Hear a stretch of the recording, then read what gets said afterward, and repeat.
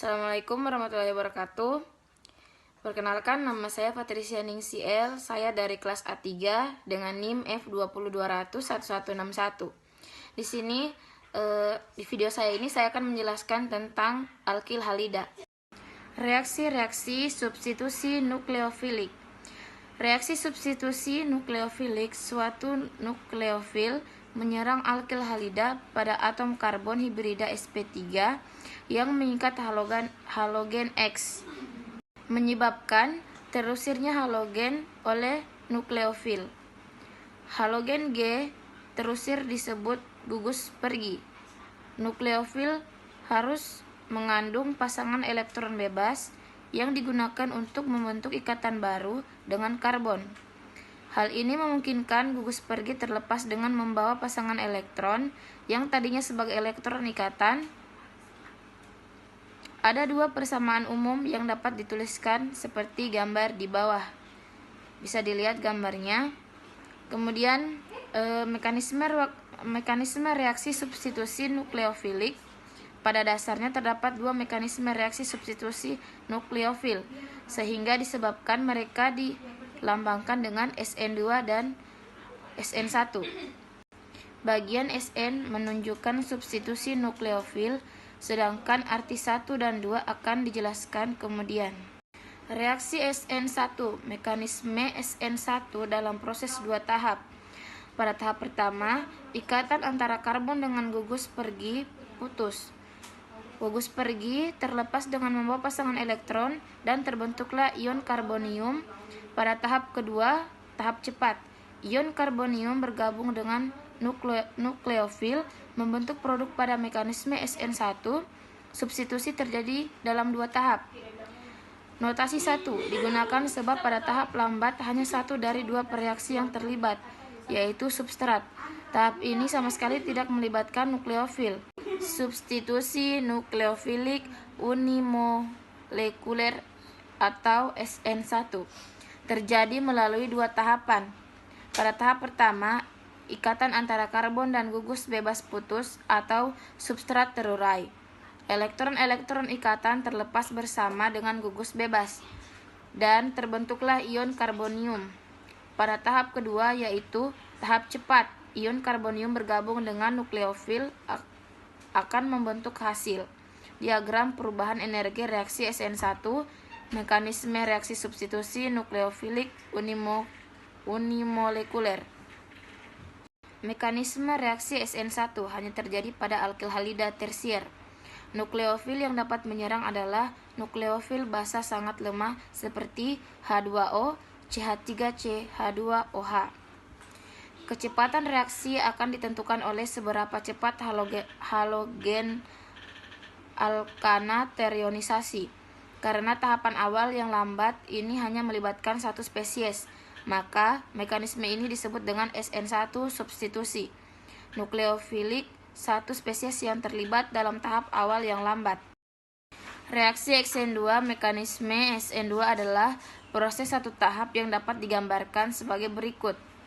Nukleofil menyerang dari belakang ikatan CX. Pada keadaan transisi, nukleofil dan gugus pergi berasosiasi dengan karbon di mana substitusi akan terjadi.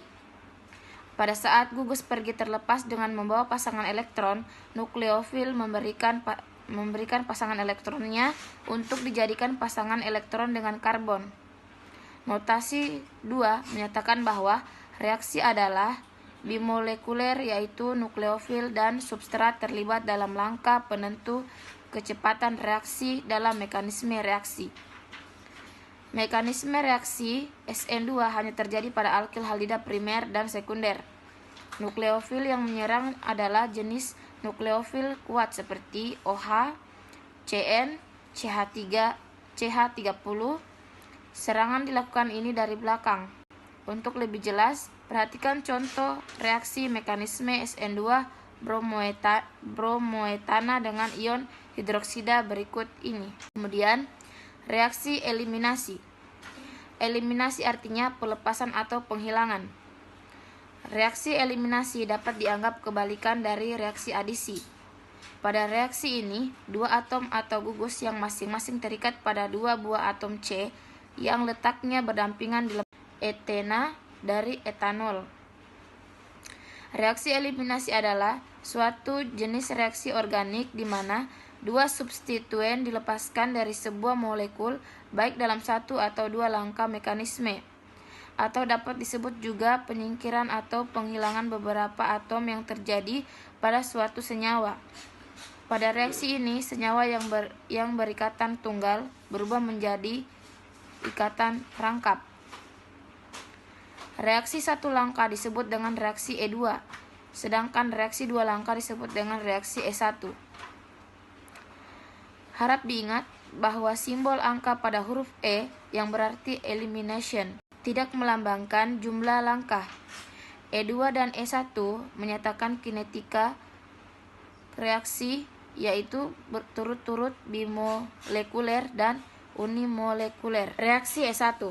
Reaksi E1 adalah reaksi eliminasi di mana suatu carbocation atau suatu zat antara yang tak stabil dan berenergi tinggi yang dengan segera bereaksi lebih lanjut dapat memberikan sebuah proton kepada suatu basa dan menghasilkan sebuah alkena.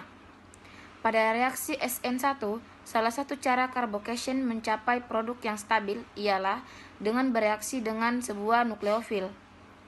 Carbocation adalah suatu zat antara yang tak stabil dan berenergi tinggi. Carbocation memberikan kepada basa sebuah proton dan dalam reaksi eliminasi. Dalam hal ini, reaksi E1 menjadi sebuah alkena. Mekanisme E1. Tahap 1 atau lambat. Pertama, dalam reaksi eliminasi adalah tahap lambat dan merupakan tahap penentu laju dari reaksi keseluruhan. Suatu reaksi E1 yang khas menunjukkan kinetika order pertama, dengan laju reaksi hanya bergantung pada konsentrasi alkil halide saja. Tahap kedua atau cepat. Dalam tahap 2, reaksi eliminasi, basa itu merebut sebuah proton dari sebuah atom karbon yang terletak berdampingan dengan karbon positif. Elektron ikatan sigma karbon hidrogen bergeser ke arah muatan positif. Karbon itu mengalami rehibridisasi dari keadaan sp3 ke keadaan sp2 dan terbentuklah alkena. Reaksi E2 atau eliminasi bimolekular ialah reaksi eliminasi alkil halida yang paling berguna. Reaksi E2 alkil halida cenderung dominan bila digunakan basa kuat seperti min OH dan min OR dan temperatur tinggi. Secara khas, reaksi E2 dilaksanakan dengan memanaskan alkil halida dengan K plus min OH atau Na plus min O CH2 CH3 dalam etanol. Reaksi E2 berjalan tidak lewat suatu carbocation sebagai zat antara, melainkan berupa reaksi serempak, yakni terjadi pada satu tahap sama seperti reaksi SN2. Yang pertama, basa membentuk ikatan dengan hidrogen. Yang kedua, elektron-elektron CH membentuk ikatan Pi. 3. Brom bersama sepasang elektronnya meninggalkan ikatan sigma C min Br. Persamaan di atas menunjukkan mekanisme anak panah bengkok menyatakan pendorongan elektron atau elektron passing. Dalam reaksi E2, seperti dalam reaksi E1, alkil halida tersier bereaksi paling cepat dan alkil halida paling lambat. Bila diolah dengan suatu basa, alkil halida primer biasanya begitu mudah bereaksi substitusi, sehingga sedikit alkena terbentuk. Perbedaan antara mekanisme eliminasi E1 dan E2. E1, yang pertama membentuk carbocation, yang kedua, carbocation memberi proton pada basa lalu terbentuk alkena. Yang ketiga, basa merebut proton dari atom C atau beta C yang berdampingan dengan C+. E2, yang pertama, nukleofil langsung mengambil proton dari atom C atau beta pada atom C gugus pergi. Kedua, Tidak terjadi pembentukan carbocation. Ketiga, pembentukan secara serempak. Kemudian perbandingan E1 dan E2. Kalau E1 terjadi pada yang pertama konsentrasi basa rendah, kedua pelarut basa, yang ketiga dengan substrat tersier dan beresonansi atau alkil halida. E2 terjadi pada 1. Pada basa kuat dengan konsentrasi tinggi. Alkil halida tambah basa kuat tambah panas A E2. Alkil halida tambah asam kuat tambah panas A E1. Alkohol tambah asam kuat tambah panas A E1. Iya, itu tadi penjelasan dari saya. Lebih dan kurangnya mohon dimaafkan. Billahi taufik wal hidayah. Wassalamualaikum warahmatullahi wabarakatuh.